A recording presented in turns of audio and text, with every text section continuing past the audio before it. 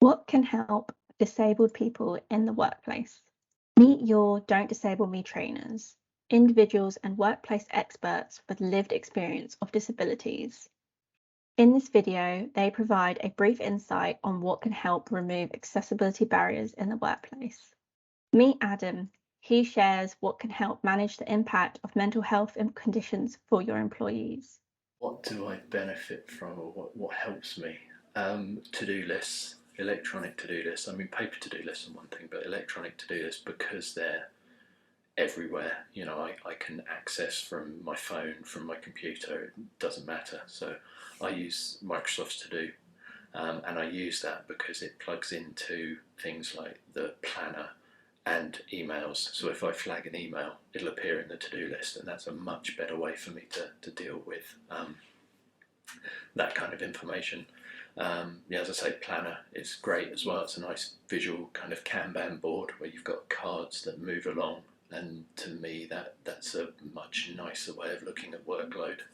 Meet Addy. Being blind himself, he shares what helps employees with sight loss.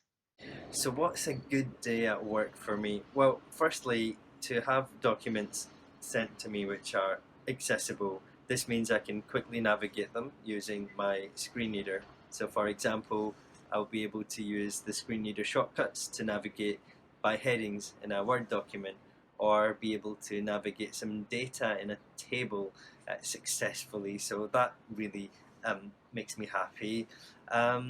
Another instance would be online meetings. If I'm in a meeting with people that I don't know, I like it when people introduce themselves by name. That really helps me to familiarise myself with people's voices.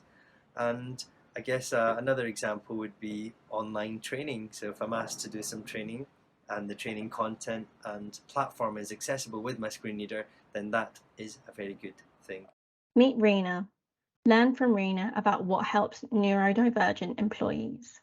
I'll use text to speech or screen readers to read text to me if I'm particularly struggling to absorb information. To help me control my environment, I work from home, and because I study with the Open University, I also study from home. This helps me to cut out some of the things that I find affect my ability to kind of work and focus. I can control the lighting, the noise, the level of social interaction that I have to be involved with, and this all kind of allows me to conserve my energy to put it into things that actually matter. I use a lot of the settings on my digital devices, things like adjusting the screen colours, using dark mode and light and night mode, because my eyes get very tired looking at bright screens for a long time. Meet Jizzy. She shares what helps deaf and hard of hearing employees. What makes for a great working or learning experience? Prioritise your audio quality, that's absolutely crucial. Biggest single thing is turning off the background noise, closing the door, metaphorically speaking. In Teams, there is the capability to turn off background noise, which is really effective, so people can listen to music but speak to me on Teams and I can only hear their voice. That's like focus for me, so it's like pinpointing light onto a face. For those of us who are hearing impaired, pinpointing the sound and getting rid of any extraneous sound is the same. Show your face clearly, so don't do this kind of thing, hand over mouth. A number of meetings where I've sat there and I've got no clue what the person is saying because they're doing this all the time, or fiddling with their face in some obscure way and obscuring their mouth, or they're out of my line of sight. Allow me to set my text preferences, so don't lock your documents. Share your captions, your transcripts, your documents with people so they can adjust the text and formatting to suit their preference. What also helps me is to communicate with me by my express preference.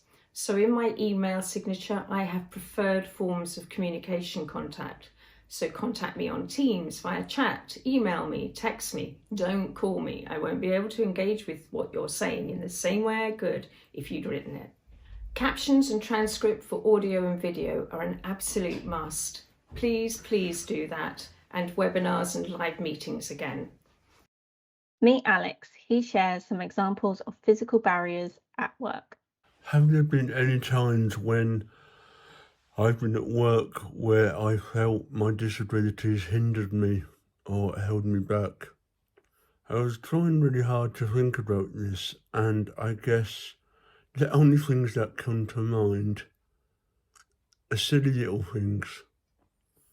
I worked in jobs where you had to wear a tie, and because of my hands, I find it really, really difficult to wear a tie. So I had to get my dad to tie all my ties up and put them over my shirt, which was okay, but I felt that was an issue because I couldn't actually do my top button up either, or silly little things. You know, I worked in jobs where everyone's expected to make the tea, and I don't mind making tea or coffee or any other hot drinks, but because I couldn't really carry the tea tray, I always felt that was a hindrance. But my colleagues were really, really good about it. But I probably felt it more keenly than they did. As someone who's got a disability, I always end up putting quite a lot of pressure on myself because I want to be like everyone else. And sometimes that gets in the way of me working effectively, unfortunately. Following the popularity of our Don't Disable Me training series, our courses covering mental health, sight loss, neurodiversity, hearing loss, and physical disabilities have returned.